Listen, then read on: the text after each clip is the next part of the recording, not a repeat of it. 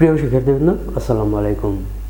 আপনারা যারা 2025 সালে ডিগ্রিতে ভর্তি হয়েছেন, তো তারা অনেকেই জানতে চেয়েছেন যে তাদের উপবৃত্তির আবেদনটি কবে নাগাদ শুরু হবে। তো এই বিষয়টি জানাবো এবং উপবৃত্তির জন্য কি কি কাগজপত্র লাগবে এবং কি কি তথ্যগুলো লাগবে, সবচেয়ে ইম্পর্ট্যান্ট যে বিষয়গুলো, সেই বিষয়গুলো নিয়েও আজকের ভিডিওতে আলোচনা করব। তার আগে আপনারা যদি আমার চ্যানেলে নতুন হয়ে থাকেন তাহলে অবশ্যই চ্যানেলটিকে সাবস্ক্রাইব করে পাশে থাকবেন এবং পেজটি ফলো দিয়ে রাখবেন।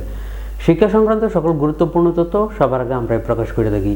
শিক্ষা সংক্রান্ত যে কোনো তথ্য জানতে আমাদেরকে কমেন্ট করতে পারেন অথবা আমাদেরকে ইনবক্সে নক করতে পারেন। ভবিষ্যতে আপনাদের শিক্ষা সংক্রান্ত অনেক তথ্য জানতে হতে পারে, তো আপনারা অবশ্যই আমাদের কাছ থেকে যে কোনো তথ্য জানার জন্য চ্যানেলটিকে অবশ্যই সাবস্ক্রাইব করে পাশে রাখেন। তো চলুন আলোচনা করি যে আপনাদের যেই উপবৃত্তিটি আছে সেটির আবেদন কবে নাগাদ থেকে শুরু হবে। তার আগে আপনাদেরকে জানাতে চাচ্ছি যে আগে উপবৃত্তির জন্য আপনারা যে কোনো ধরনের অ্যাকাউন্ট ব্যবহার করতে পারতেন, অর্থাৎ ভাই বোন অন্য আত্মীয় স্বজনের যে কোনো কারো যেই অ্যাকাউন্ট আছে, অর্থাৎ মোবাইল ব্যাংকিংয়ের যে অ্যাকাউন্টগুলো আছে সেগুলো ব্যবহার করতে পারতেন। তো এখন কিন্তু আর সেগুলো ব্যবহার করতে পারবেন না। এখন থেকে শুধুমাত্র নিজের মা অথবা বাবা দুজনের একজনের অ্যাকাউন্ট মোবাইল ব্যাংকিংয়ের ক্ষেত্রে ব্যবহার করতে হবে। এবং ব্যাংকিংয়ের ক্ষেত্রেও কিন্তু সেম অবস্থা। ব্যাংকিংয়ের ক্ষেত্রে কিন্তু মা বাবার অ্যাকাউন্টও ব্যবহার করতে পারবেন না, ব্যাংকিংয়ের ক্ষেত্রে শুধুমাত্র নিজের অ্যাকাউন্ট ব্যবহার করতে পারবেন। তো আগে কিন্তু অন্যান্য অ্যাকাউন্টগুলো ব্যবহার করা যেত। তো অনেকে প্রশ্ন করতে পারেন যে যাদের মা বাবা জীবিত নেই তারা কি করবে, অথবা মা বাবা জীবিত থাকলেও আপনারা আপনাদের নিজের নামে একটি অ্যাকাউন্ট করতে পারবেন, যেটিকে স্কুল ব্যাংকিং অ্যাকাউন্ট বলা হয়। ব্যাংকে গিয়ে আপনারা যদি বলেন যে আমরা উপবৃত্তির জন্য একটি অ্যাকাউন্ট খুলতে চাচ্ছি, তাহলে কিন্তু আপনারা ব্যাংকে গিয়ে একটি অ্যাকাউন্ট খুলতে পারবেন এবং সেটির জন্য কোনো টাকা পয়সার প্রয়োজন হবে না। তো আপনারা সবচেয়ে বেটার হবে আপনারা নিজেদের নামে একটি করে অ্যাকাউন্ট খুলে রাখুন এখনই। আপনারা সেই অ্যাকাউন্টটি খুলতে গেলে আপনাদের কিন্তু জন্ম নিবন্ধন দিয়ে খুলতে পারবেন। সেক্ষেত্রে আপনাদের আইডি কার্ড লাগবে না।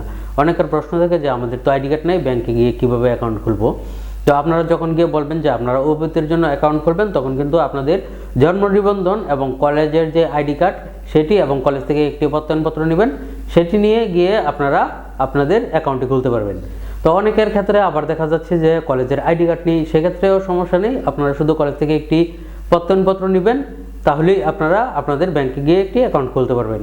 সেটি এখনই খুলে ফেলা উচিত, কারণ যখন আপনাদের উপবৃত্তির আবেদনটি চালু হবে তো সেটির সময় খুব কম থাকতে পারে এবং অনেক সময় দেখা যায় যে বিভিন্ন ধরনের সমস্যার কারণে আপনারা ব্যাংকে যেতে পারবেন না, ব্যাংক বন্ধ থাকলো। তো এই জন্য আপনারা এখনই একটি অ্যাকাউন্ট খুলে ফেলুন আপনাদের নিজের নামে, যেটিতে আপনাদের উপবৃত্তি আসবে। তো উপবৃত্তির জন্য কিছু শর্তসমূহ আছে, যেমন তার ভিতরে আছে 75% উপস্থিত থাকতে হবে, রেগুলার কলেজে যেতে হবে এবং আপনাদের পয়েন্টের উপরও কিছুটা ডিপেন্ডেবল। যদি আপনারা একটু ধনীর দিকে হন, অর্থাৎ মধ্যবিত্ত হন, তাহলে কিন্তু আপনাদের পয়েন্ট ম্যাটার করবে। আর আপনারা যদি অনেক গরিব হন তাহলে কিন্তু আপনাদের পয়েন্ট ম্যাটার করবে না। তো সেক্ষেত্রে আপনারা যে উপবৃত্তিটি আছে সেটির আবেদন করতে পারবেন। তো উপবৃত্তির আবেদনটি হবে আপনাদের সর্বপ্রথম রেজিস্ট্রেশন হবে। রেজিস্ট্রেশনটি রমজান মাসের নাগাদই হয়ে যেতে পারে। তো আপনারা রেজিস্ট্রেশন হওয়ার পরপরই কিন্তু আপনারা উপবৃত্তির আবেদনের জন্য আপনাদের ফর্ম দেওয়া হবে। তো রেজিস্ট্রেশনের পর কিন্তু আপনারা উপবৃত্তির ফর্মটি পেয়ে যাবেন, তখন কিন্তু আপনারা উপবৃত্তির ফর্মগুলো পূরণ করে কলেজে জমা দিতে হবে।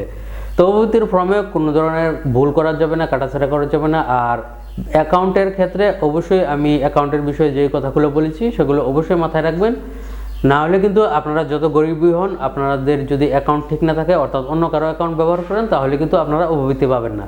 এটি সরকার থেকে নতুনভাবে নির্দেশ দেওয়া হয়েছে। সেক্ষেত্রে আপনারা অবশ্যই নিজের অ্যাকাউন্টে ব্যবহার করবেন, তাহলে কিন্তু আপনারা সহজেই উপবৃত্তিটি পেয়ে যাবেন।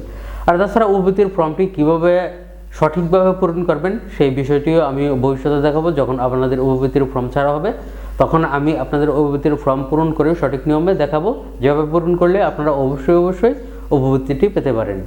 তো সবার জন্য রইল শুভকামনা। আজকের জন্য এই পর্যন্তই। আসসালামু আলাইকুম।